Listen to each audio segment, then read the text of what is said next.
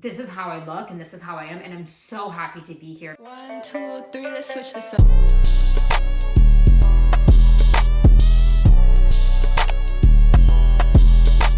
Hi honeys, welcome back to my channel. If you are new, my name is Anastasia, also known as your fave social media girl. If you haven't done so already, please don't forget to subscribe. I will love you forever. I'm still gonna love you forever, you know, but please don't forget to subscribe. And of course, don't forget to hit the notification bell button so you know every single time that I post, which is on Fridays.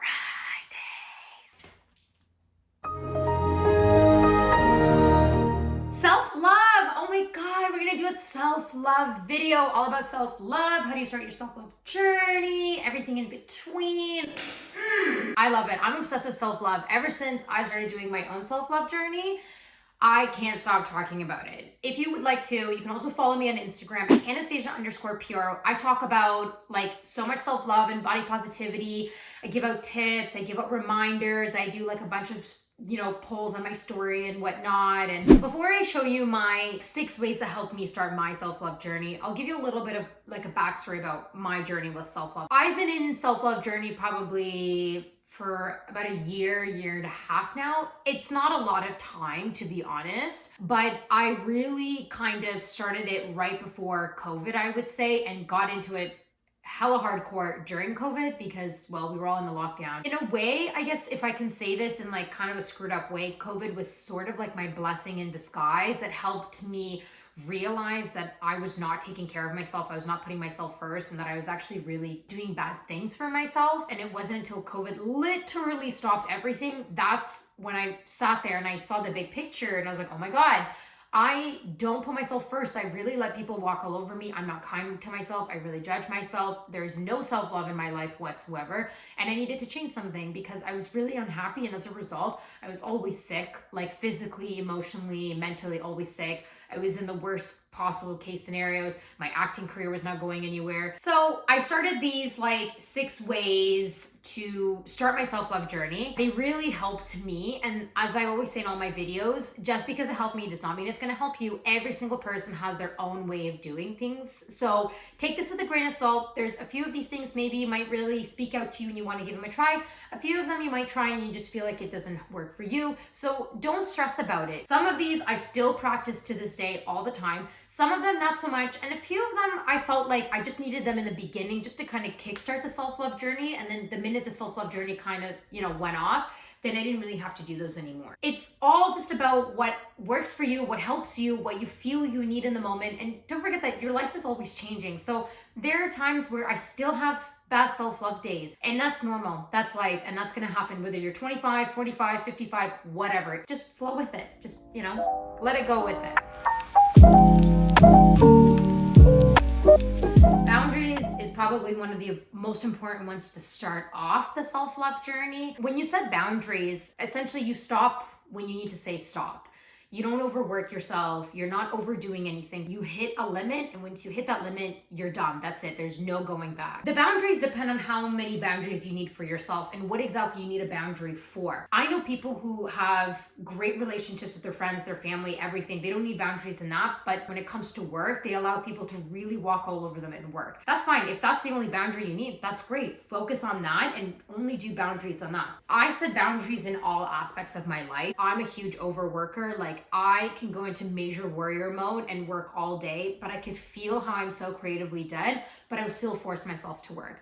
This is something I learned with my YouTube channel. I was obsessed with like, no, I have to do 3 videos today. I have to do this and this and this. Okay, filming 3 YouTube videos in one day is a lot. There's no reason to do that for myself. So I need to let myself, when I've hit my end limit, I don't want to use the word strict, kind of be like positively strict with these boundaries, because I did this a lot in the beginning where I'd be like, oh, you know what? Okay, yeah, I'll let this person walk all over me just this one time. Next week, I'll do the boundary next week. And then next week turned in the week after, and then the week after that. And the next thing I know, for like 3 weeks straight, I allowed this one particular friend literally treat me like crap, walk all over me, and just not value my friendship with them whatsoever. So set the boundaries and really stick with it in a positive manner. Like, don't force yourself, because as soon as it becomes muscle memory, you're not gonna need to do these boundaries so hardcore on yourself. Your brain is just gonna like automatically, you're gonna see a red flag. And I started to notice this, especially with people, that I would feel a red flag with someone and be like, you don't have a good vibe. I feel like you're gonna give me the same sort of friendship as that last person did. You're just not a good person. I don't like your energy. I don't wanna vibe with it. And I already got out of it before I even got a chance to get in it. Self-care. This one's kind of interesting because when I started doing my self-care for my self-love, I was actually doing what every other person was doing and not what I wanted to do. I was like following all the trends that the like big famous Instagram influencers were doing, and it didn't help me whatsoever because I wasn't doing it for my own like heart. I wasn't doing it because I felt it working or I found it interesting. So do your own version of self-care. I had to find things that made me happy and gave me that self-care. For example, I'm a dancer. So for me, dancing is like a form of my own self-care. I love to dance. So I made it a thing for myself that I would at least do like half an hour or an hour a week to just dance, move, do my own thing. Whether I do like a class or I just turn on music and dance by myself.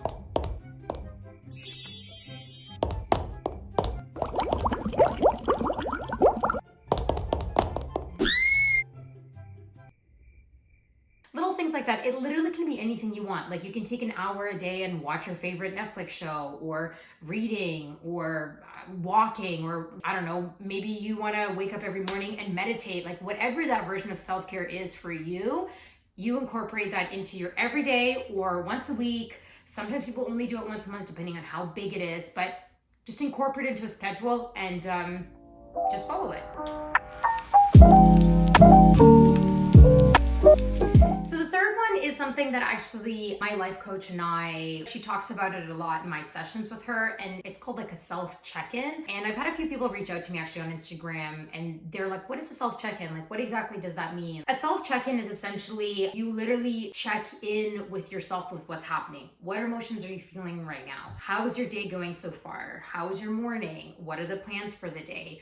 What am I feeling right now? So it's kind of like you're tuning in with your mind and your body, because your mind and your body can disconnect a lot of the times, and that's what makes it hard, because your body's doing something but your mind's on another planet, or vice versa. When you do the self check-in, you really bring the mind and body together and you connect it. And so once you connect it, you actually feel grounded. A lot of the times when people have anxiety or an anxiety attack or an anxious day, it's because they're actually ungrounded. It means your mind and your body are not in sync and they're not connected. So you want to get them connected, and then you actually, you can think clearer, you can breathe a lot easier, you're not having like a tight chest sort of feeling. So the self check-in is something that I still do, and quite frankly, I'm probably going to do for the rest of my life. I actually like to do in the morning when I wake up, because I sometimes can wake up already angry and I don't mean to be and I don't want to be, because when I wake up angry, I'm already essentially starting off my day on like an angry foot, and it makes it hard for me to get through it, because then what I do is I bottle up that anger and I take it with me for the entire day.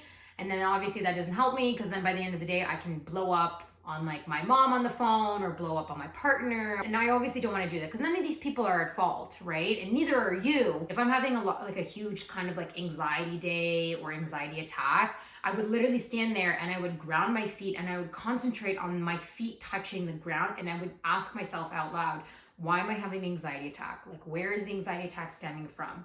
What emotions am I feeling in this anxiety attack? What is bothering me? And it helps me calm down, and it helps me figure out, where did the anxiety attack stem from? Do I feel not safe? Do I feel not comfortable? Is it like a judgment sort of anxiety day? And that really helps me figure out what exactly is going on. I also check in with myself even when I'm having a positive day, because it's so important to reward yourself. Always reward yourself. Like, you want to give yourself always positive reaffirmations.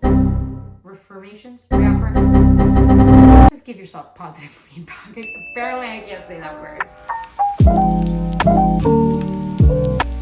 Journaling, you can look at it as creating a list of things that you love about yourself, things that you love that you do, things that you're passionate about. That's what I did at first, is I created this list of like things that I love about my body, things that make me happy. I love acting, I love dancing, that kind of stuff. Then I moved a bit more into the journaling part. I actually don't do it as much anymore. I do it maybe like once a week. The journaling was something I did more so when I was having anxiety. I would actually like talk about it in my journal and be like, why am I having anxiety today? What am I feeling? Did something happen? How is my day going? So it really just depends on what you're into. Like my partner, for example, isn't a huge fan on like the journaling part of this. He's more of like, let's just create a list. Let's talk about my emotions. Bang, bang, bang, done. I know some of my friends who literally will journal for like 25 pages, and because it really helps them, sort of put all their thoughts on paper. I talk really fast and my head is constantly thinking so fast that the journaling for me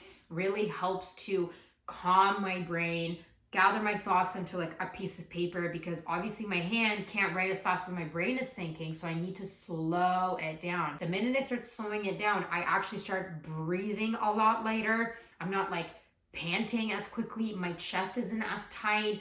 And the journaling, there's so many times where I feel like I need clarity. I'm confused about a situation. I don't know what I'm thinking. I can't even hear myself think because my little voice is so loud. So when I journal it out, I actually start to see the bigger picture and I realize, oh, okay, I understand what I should do. I know what my next step is. This one is really interesting because when I started talking about physical activity on my Instagram, I had a few people be like, yeah, well, I'm not a gym rat. I'm not the person that would go to the gym for 3 hours. I'm not a gym rat either. I mean, I love going to the gym. That's my form of physical activity, but I'm not the type of person to do this like 5 to 6 times a week, dedicate 2 hours of my day to go to the gym. The physical activity, why I talk about it is because it helps you clear your mind. When you are active, you're obviously pumping your blood, which is great, blood circulation, you're getting fresh air, like your brain can think, everything becomes clear, you're also calming yourself down. And I mean, physical activity is just really good for you. It could be anything, like you can go for a 15-minute walk, like you can do a bike ride, you can do a workout if you want to. My man, he loves to cycle. I mean, he has a broken arm because of it, but that's besides the point. I tried biking and nope, your honey here, she's not a biker. Not my thing. I can't do it. Again, it doesn't, it two different people. That's his self-love journey. Biking is his form of physical activity. For me, it's more of a walk. It's more of like picking up some weights, maybe doing like a Pilates class or something. There's so many outlets that I turn to, and biking was definitely not one of them. When I was having like major anxiety days, oh my God, I would go for an hour walk, and I'm telling you, like me power walking it out for a whole hour, I felt the anger just like leave my body because I was just breathing. I was focusing on the walk. I was focusing on like the movement of the walk. And I'm telling you, it just really helps you get grounded. It really helps you just get down to a level where you can like rationally think, you can make a decision,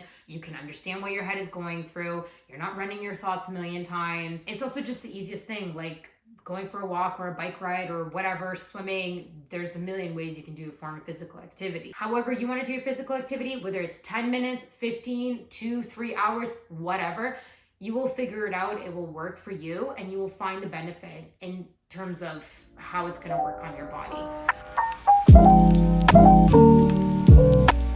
Nourishing your body. So this is just very important, not even just for your self-love journey. You want to nourish your body. I'm not saying you gotta eat like your fruits and veggies and be like extra healthy and all that kind of stuff. No, but I used to be that girl that really judged her body, hated her body, was obsessed with losing weight. I actually never ate breakfast, which was so bad. I would start off my day with like black coffee, never drink water except for like after the gym. I would go to the gym. I would like pump out these crazy weights. I mean, I lost a lot of weight. I was like 20 pounds lighter than I am now, but it doesn't matter because for me to maintain those like minus 20 pounds was a lot of work and it was really unhealthy. I don't think I meant to be the minus 20 pounds. I truly believe that this is my body with like the normal physical activity that I do and me eating like normal eating habits. This is how I look and this is how I am, and I'm so happy to be here because I obviously, with my self-love journey, it helped me love my body. It helped me get to this point. So the nourishing of the body was really important because I would skip breakfast and then my lunch would just be like healthy. Like I would do like your typical 2 eggs, piece of toast. I'm vegetarian, so I would do like a vegetarian sausage. And then dinner, I would go to my serving job. I'd order some like literally French fries and like some sort of fried something. And then during the night, I'd go and have drinks. Like I had no nourishment whatsoever. I didn't really care what I put in my body. And as a result, it did not help with my anxiety. It did not help with like my judgment. I was always like nervous. I felt like crap constantly because it's obviously a vicious cycle. And listen, I still sometimes want to eat crappy food. I still do it, but I do it obviously with moderation and whatnot, because I know that when I eat junk food every single day, my body, like I feel like a gut rot on the inside. So for me, the nourishing of the body was it just felt so good. Don't skip your breakfast, eat your 3 meals, eat some really good 3 meals. No one's saying that you gotta be hella healthy, not at all. You honeys know your body like better than anybody else does. I know people who are like, I just can't eat like hardcore carbs. They don't make me feel good. I get that. I eat gluten and I wanna die. And I used to not care. Like I used to eat gluten all the time and I'm like, why am I doing that? That's what I mean by nourishing your body. Like if I know that something doesn't make my stomach feel good, obviously what's gonna happen is the rest of my body's not gonna feel good. And I'm just gonna feel like crap. And then not only do I not feel like crap, but I feel like crap for like 3 days straight, you know? Little things I have to switch around. And once I started doing that, like I said, my body really connected with my mind and it was just so good from there on. Well, honeys, those are my 6 ways on how I started my self-love journey. I want to know what ways helped you. And if you have any new ways that I didn't mention in this video, please comment below. I would love to hear them. I want to talk about all self-love. So come have a self-love chat with me. Comment below about your self-love and your self-love journey and how it's going for you. You can also follow me on Instagram at Anastasia_Pioro for lots of self-love content. Don't forget to subscribe. And honeys, guess what? I'm going to see you all next Friday. Love you. Bye, honeys.